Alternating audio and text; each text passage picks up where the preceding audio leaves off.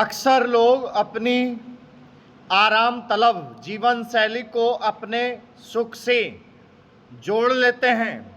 वे अपनी पैतृक संपत्ति, जमीन जायदाद आदि को स्थायी मानकर बैठे बिठाए जीवन बिताने को राइसी और शान का प्रतीक समझते हैं। ऐसे लोग प्रायः मलूक दास की यह पंक्ति दोहराते मिल जाते हैं। अजगर करे ना चाकरी, पंछी करे ना काम, दास मलूका कह गए, सबके दाता राम।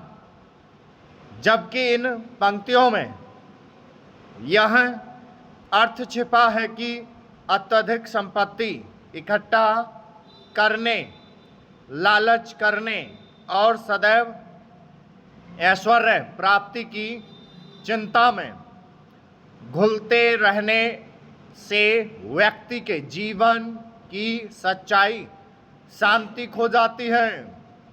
कुदरत ने सभी के जीने के लिए राहें बनाई हैं। हमारा काम अपना कर्तव्य निभाते हुए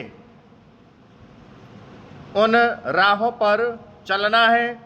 यह सही है कि खुशियाँ ना तो सिर्फ काम काम या पैसा पैसा करने से मिलती है और ना ही सब कुछ छोड़कर आराम करने से, बल्कि ज़िंदगी की खुशियों के लिए काम और आराम के बीच सही संतुलन की आवश्यकता है।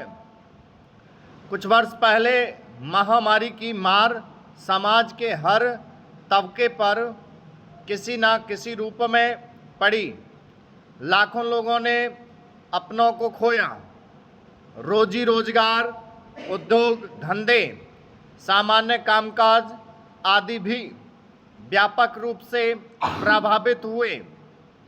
पर इस दौरान एक महत्वपूर्ण बात निकलकर सामने आई, जिसने स्वास्थ्य के प्रति हमारी सोच को बदलने का काम किया। दरअसल काल के गाल में समा चुके लाखों लोगों में समाज के कामगार, मजदूर और कृषि से जुड़े मेहनतकश लोगों की संख्या सबसे कम रही। आधुनिक आराम तलब जिंदगी से दूर मिट्टी से जुड़े लोग स्वास्थ्य के स्तर पर आमतौर पर सुरक्षित रहे।